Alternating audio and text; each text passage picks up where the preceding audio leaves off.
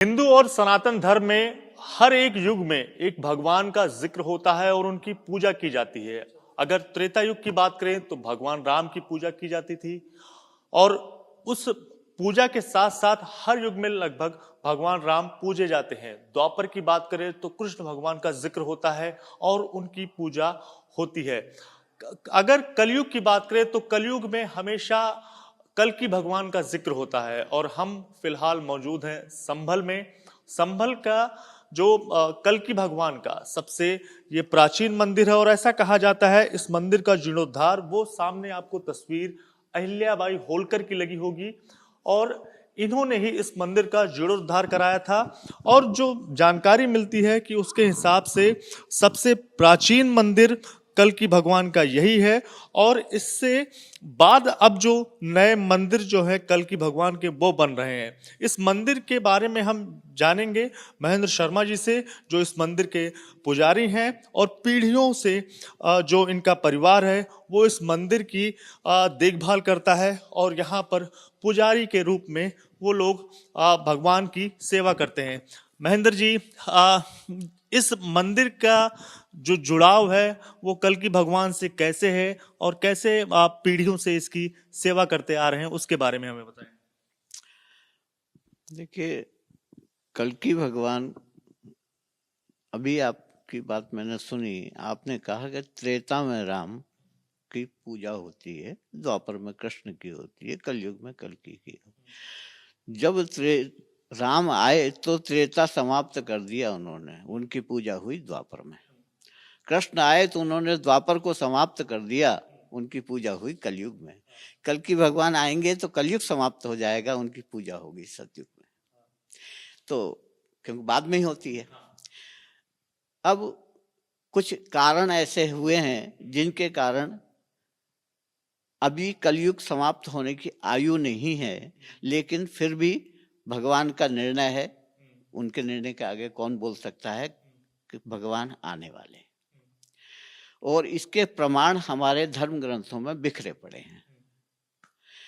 तो इसी संबल में भगवान आएंगे, इसका प्रमाण मैं आपको देता हूं। एक श्लोक लिखा हुआ है, गंगा रस प्रामद्यस्थम क्षेत्रम वयोजनत्रय, अर्थात जो संबल गंगा और रामगंगा के मध्य में होगा उस संबल में आएंगे। अब मध्य की भी लोग बाग अपनी अपने हिसाब से परिभाषा करते हैं। तो उस समय में योजन से दूरी नापी जाती थी, आज किलोमीटर में नाप रहे हैं, उस समय में योजन से नापी जाती थी।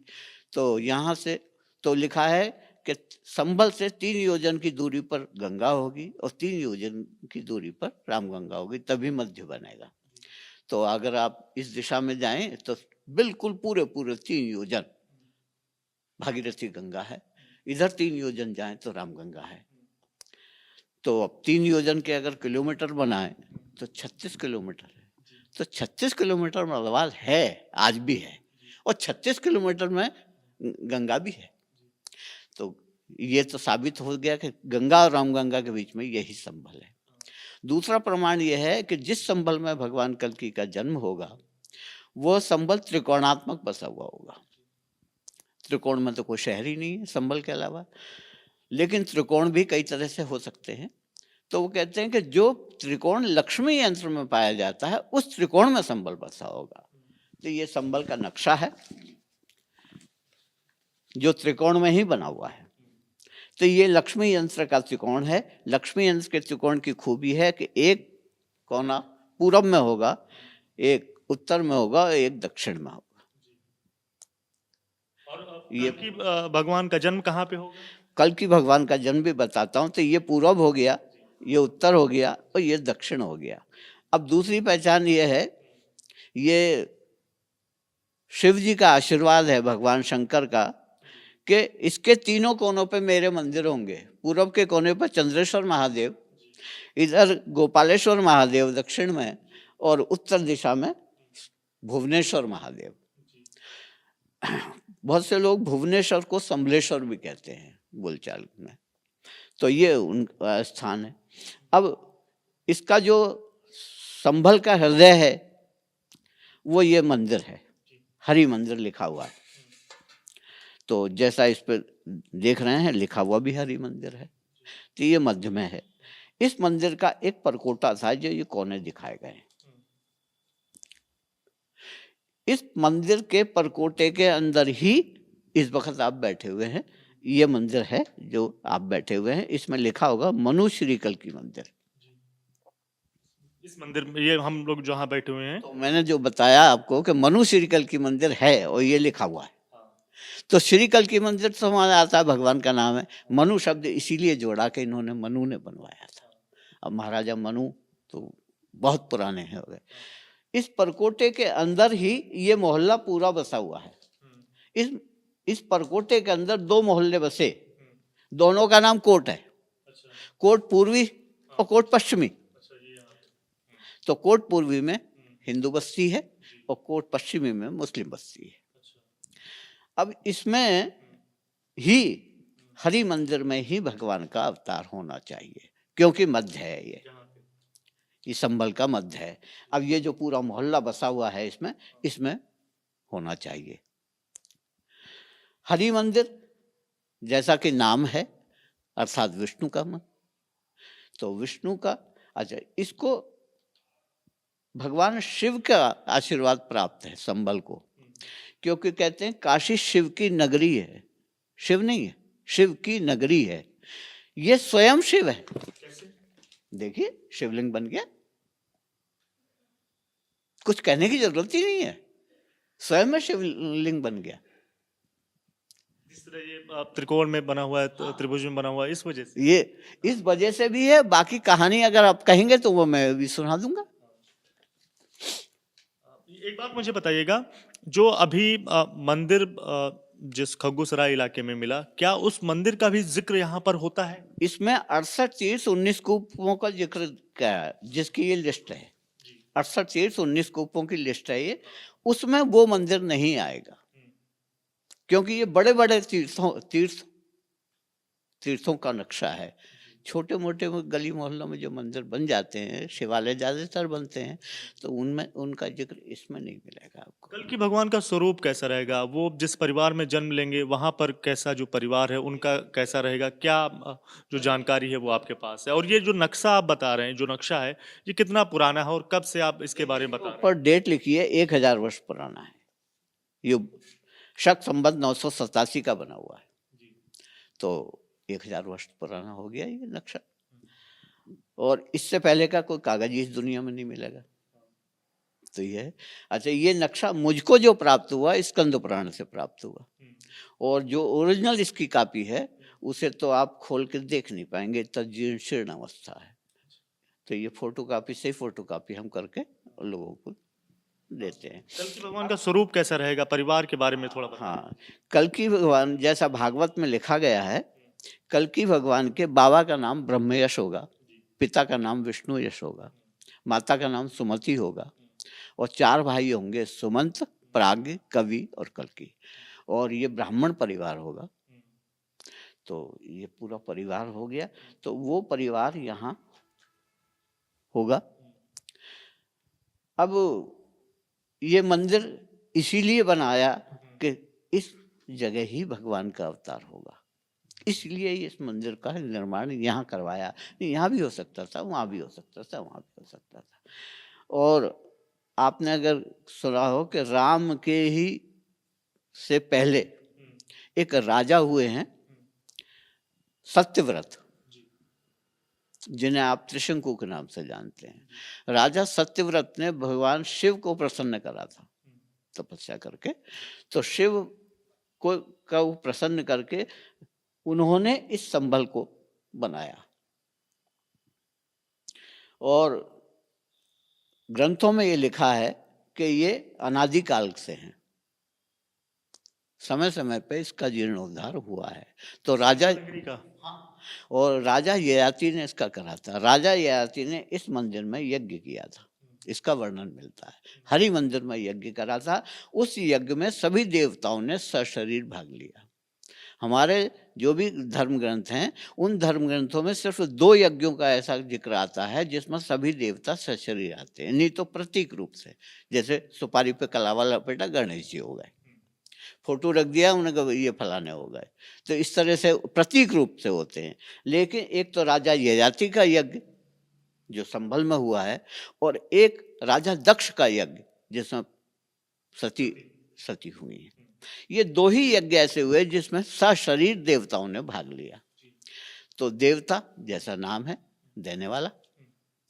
देवता जब इसमें यज्ञ में भाग, राजा ययाति ने यहाँ यज्ञ करा इसमें कुंड में, वो कुंड भी है बना हुआ। तो जब सारे देवता जाने लगे तो सब कुछ न कुछ आशीर्वाद देके गए। तो शिव का आशीर्वाद है, ये है कि ये नगरी, इसके परकोटे में मेरा वास रहेगा, तीनों कोनों पे मेरा वास रहेगा, उनके नाम भी वहीं पे लिखे हुए हैं। ये शिव का आशीर्वाद है। और ब्रह्मा का आशीर्वाद ये है कि मैं भी संभल में रहूंगा, और तब तक रहूंगा जब तक भगवान कल्कि से समागम नहीं हो जाता।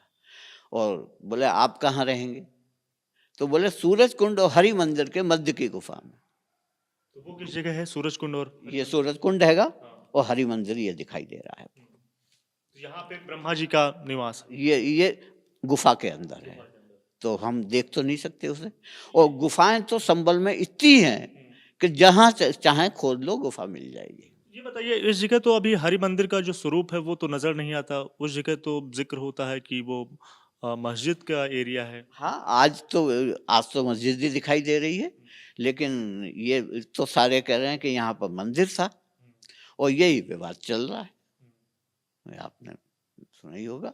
तो और भगवान विष्णु का जो आशीर्वाद था वो ये था कि मैं ही इन देवों की बात को पूरा करूंगा, मैं ही संभल कर लाल बन के आऊंगा। भगवान विष्णु के अवतार के रूप में कल की भगवान यहाँ पर आएंगे। आप और ये बताइए, इस मंदिर की अगर बात करें तो सामने कल की भगवान की जो मूर्ति है वो नज़र आ रही है, लेकिन और साथ में जो माता रानी है उनकी भी मूर्ति है, लेकिन एक जगह जो है वो खाली दिखती है। ऐसा क्या है, क्या कारण? भगवान कल्कि की दो पत्नियां हैं, एक का नाम पद्मा है, एक का नाम रमा है। तो पद्मा, अब कल्कि भगवान तो सबसे बड़ी सत्ता के अवतार हैं, उनकी जो पद्मा नाम की पत्नी है वो लक्ष्मी स्वरूपा है।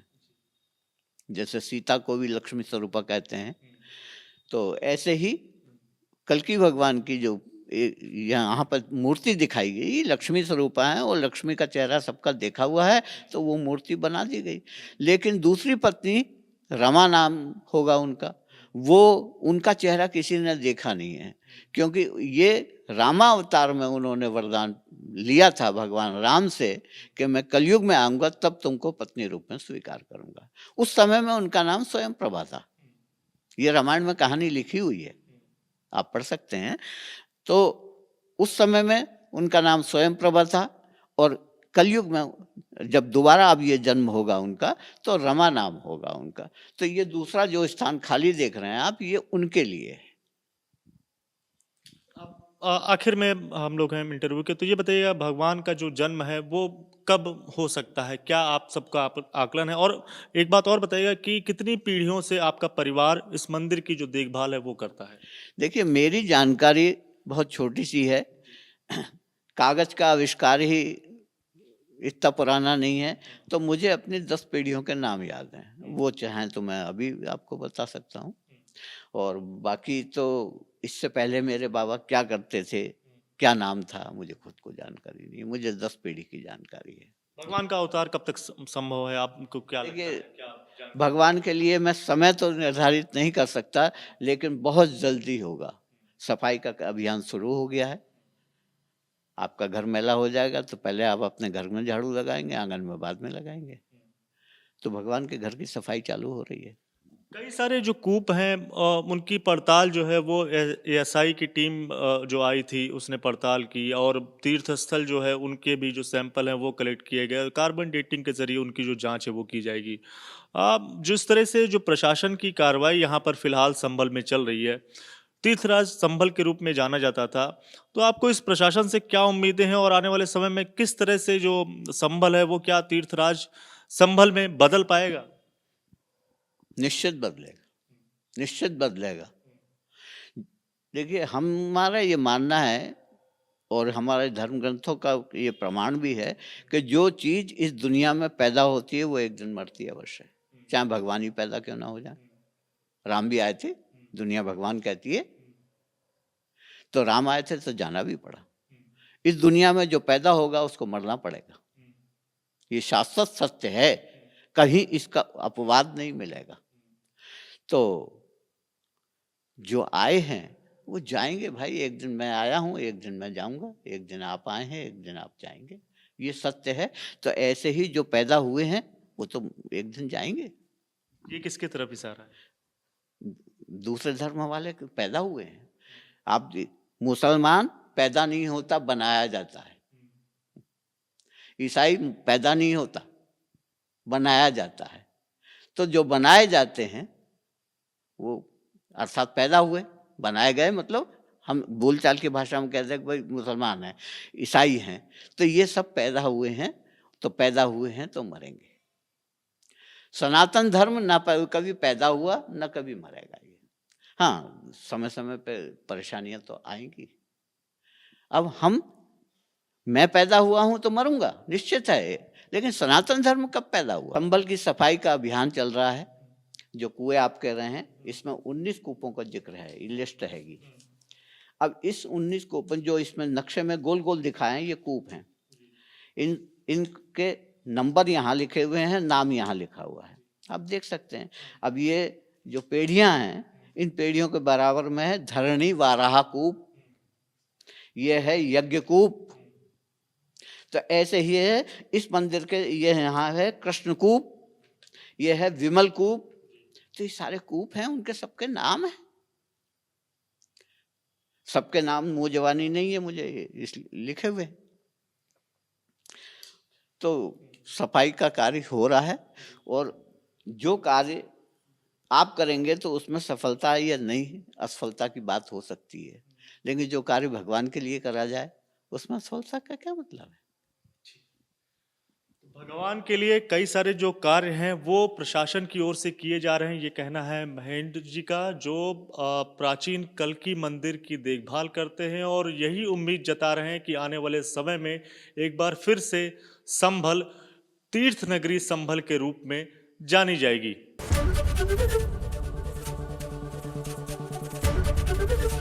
एबीपी गंगा, खबर आपकी, जुबान आपकी।